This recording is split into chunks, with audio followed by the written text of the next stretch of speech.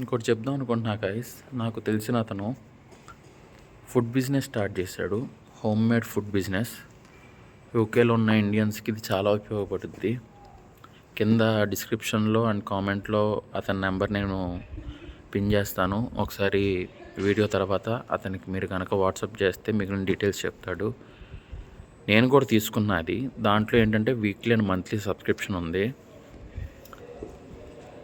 Taste అయితే నిజంగా నేను ఫస్ట్ టైం టేస్ట్ చేయగానే ఇండియన్ టేస్టే గుర్తొచ్చింది.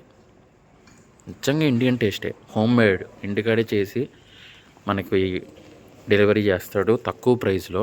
చాలా రీజనబుల్ ప్రైస్. ఎక్కువ అనుకుంటున్నారేమో, చాలా రీజనబుల్ ప్రైస్.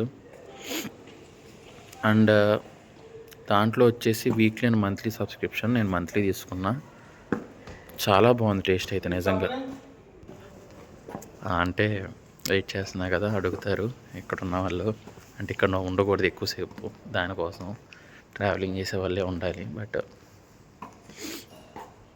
సో చాలా రీజనబుల్ ప్రైస్ పెట్టాడు. నిజంగా చాలా బాగుంది. టేస్ట్ కూడా నేను టేస్ట్ చేసే చాలా బాగుంది. ప్రైస్ కూడా చాలా రీజనబుల్. అండ్ అట్లాగే ఎందుకంటే వాడు ఫేస్ చేశాడు ఇష్యూని, నేను ఫేస్ చేశాను, వాడు నేను ఇద్దరం ఫేస్ చేసాం కాబట్టి. ఎందుకంటే చాలామంది, వాడు నేననే కాదు, కొత్తగా వచ్చిన ఇండియన్ స్టూడెంట్స్ చాలామంది ఫేస్ చేసే ప్రాబ్లమే ఇది. సో దాని ఆలోచనలో నుండి వచ్చిందే ఈ home made food business. And వాడు ఇండియన్ కరెన్సీ కూడా యాక్సెప్ట్ చేస్తున్నాడు. నార్మల్గా కొత్తలో వచ్చినప్పుడు నా దగ్గర ఇండియన్ కరెన్సీ ఉండేది, పౌండ్స్ ఉండేది కాదు. ఇక్కడ ఫుడ్ పౌండ్స్లోనే దొరుకుద్ది. ఇండియన్ కరెన్సీ యాక్సెప్ట్ చేయరు అసలు. దాన్ని పౌండ్స్గా మార్చాలంటే ఎందుకంటే ఇక్కడ స్కామ్స్ జరుగుతాయి. సో ఎవరిని పడితే వాళ్ళని నమ్మి డబ్బులు పంపించేసి నాకు పౌండ్స్ పంపి అంటే నెత్తిన సెటకోపం పెడతారు కొట్టేసి. కాబట్టి మార్చేవాడిని కాదు.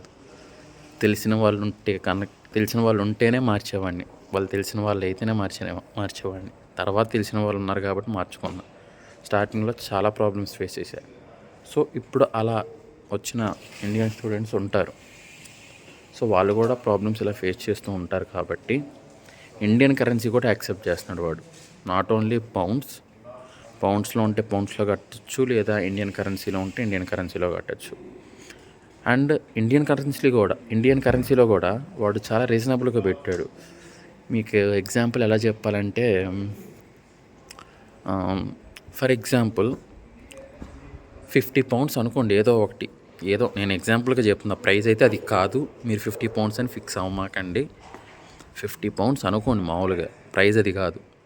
మళ్ళీ 50 పౌండ్స్ అని వాడిని అడగమాకండి, నన్ను తిడతాడు.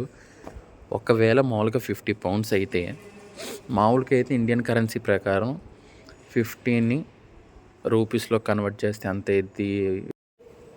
ఇప్పుడున్న కరెన్సీ ప్రకారం అయితే 1 పౌండ్ వచ్చేసి 113 రూపీస్ దాకా ఉంది.